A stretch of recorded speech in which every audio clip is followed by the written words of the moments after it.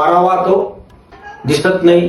वारा दिसतोय, फक्त आपल्याला त्याचा अनुभव येतो. तसाच परमात्मा आहे. विज्ञान करतोय काय? अंधारातल्या ज्या गोष्टी आहेत ह्या फक्त प्रकाशात आणतं. गुलाबी रंग कसा तयार होतो तो सहज बोलून जातो.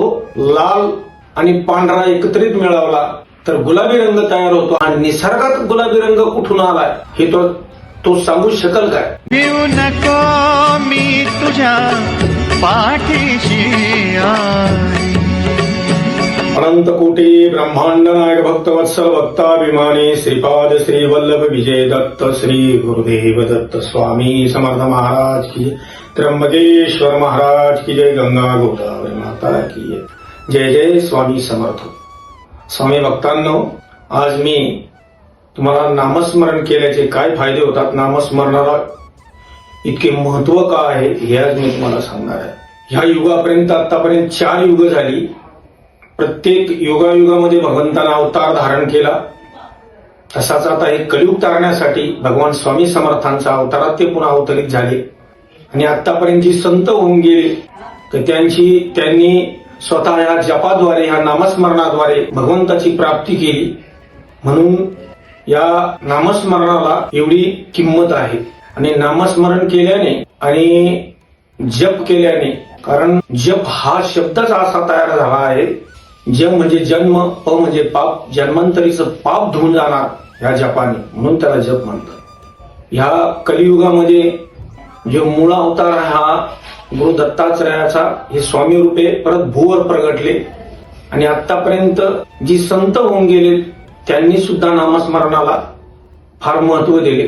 जगद्गुरु तुकाराम महाराज यांनी फक्त नामस्मरणाद्वारे ईश्वर प्राप्ती केली. ज्ञानेश्वर माऊलींनी तसंच केलं.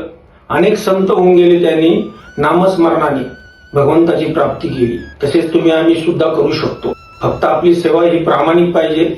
आणि तसंच आपण जी गळ्यात माळ घालतो त्या माळेमध्ये 108 मणी असतात. हे का आहेत बरं? कारण मानव जातीत 12 राशी आहेत, 9 ग्रह आहेत आणि 27 नक्षत्र आहेत. कारण 12 9 108. 108 का आहेत? कारण त्या 108 मधल्या एक आकडा शून्याला किंमत नाहीये, पुन्हा 8ला किंमत आहे. कारण शून्याची किंमतच होत नाही. कारण गीतेमध्ये सुद्धा 18 अध्याय आहेत, 700 श्लोक आहेत. ज्ञानेश्वरीमध्ये 18 अध्याय आहेत, 1800 ओव्या आहेत. आणि आपण सहज बोलतो, प्रत्येक 18ला इतकी किंमत दिलेली आहे. 18 हा खूप शुभ अंक आहे. आपण सहज बोलतो 18 विश्व दारिद्र्य. एखाद्याची खूप गरिबी असली तर आपण सहज बोलल्या जातो. आणि जे 18 आहेत, जे 108 माळेची माळ आपण जी जपतो त्यामध्ये तुम्हाला या 18 पुराणाची पुण्य तुम्हाला मिळतं. 18 पुराण वाचल्याचे तुम्हाला फल प्राप्त होतं. म्हणून आपण 108 महिन्याची माळ जपत असतो. आज नामस्मरणाला इतकं त्याला किंमत आहे की जो नामस्मरण सतत ज्याला ध्यान लागतं त्या ध्यानाने मानव जातीला एक वेगळी शांतता लागते. का आपण जीवनात येऊन काहीतरी करतोय. कारण मानव देह हा एकदाच मिळाला आहे. मृत्यूनंतर माझा आत्मा कुठे जाण्याची मला काही कल्पना नाहीये. पण एक शक्ती आहे या कलियुगात, ती म्हणजे स्वामी शक्ती. या पृथ्वी तलावरती जेवढी जीवसृष्टी आहे, ह्या जीवसृष्टीला तारणारी एक शक्ती म्हणजे स्वामी शक्ती. कारण प्रत्येकापाठीशी एक शक्ती असते. आज तुम्ही विचार करा, जो तो आपापल्या पद्धतीने उदरनिर्वाह करीत असतो. साधा आणि सोपं उदाहरण घ्या. कुत्रे कुठे ग्रॅज्युएट होत नाही, तर ते आपापलं पोट भरतात ना. मुंग्या कुठे शिकायला जात नाही. हे पशु पक्षी जे आहेत हे कुठे ग्रॅज्युएट होत नाहीत. तसाच मानव आहे. त्याच्या नामस्मरणानं प्रसन्न तुम्ही करून घेऊ शकता आणि तुमचा उदरनिर्वाह सुद्धा चालू शकता. वारा वाहतो, दिसत नाही. वारा दिसतोय, फक्त आपल्याला त्याचा अनुभव येतो. तसाच परमात्मा आहे. स्वामी शक्ती ही निर्गुण आहे, निराकार आहे. सगुण बी आहे, निर्गुण बी आहे. तुम्ही जसं मानाल तसं आहे. स्वामी नामाचा हा जो महिमा आहे या कलियुगात, हा केवळ फक्त ज्यांनी सृष्टी बनवली, ब्रह्म विष्णू आणि महेश हे सृष्टीकर्ते आहेत, तेच पुन्हा कलियुगात स्वामी या रूपानं पुन्हा अवतरित झाले कलियुग तारण्यासाठी.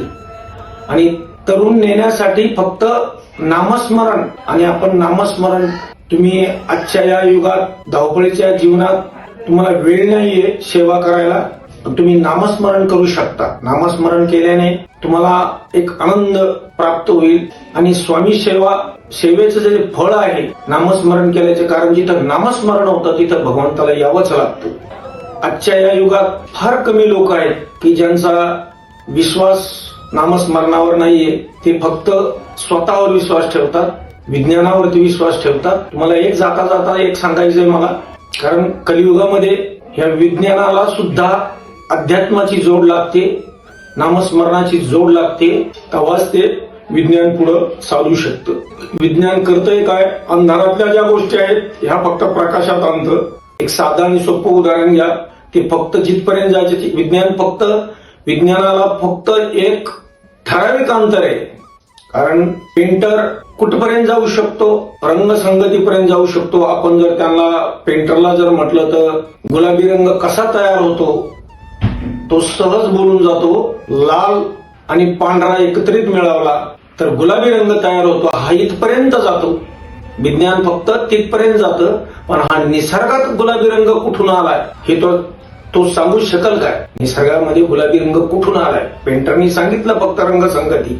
म्हणजे याचा अर्थ असा की विज्ञान हे ठराविक अंतरापर्यंत जातं.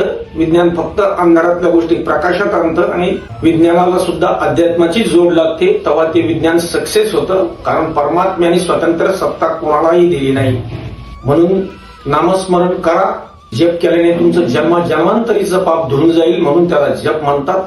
जय जय स्वामी समर्थ, जय जय स्वामी समर्थ. ओम रक्तांगम रक्तवर्णम पद्मनेत्रम सुहास्यवदनम कंठातोपी च माला दंडकमंडलुदर कट्यांकर रक्षक त्रैगुण्यरहित त्रैलोक्यपालक विश्वनायक भक्तवत्सल कलियुगे श्री स्वामी समर्थ अवतार धारकं पाहि मां पाहि मां पाहि मां.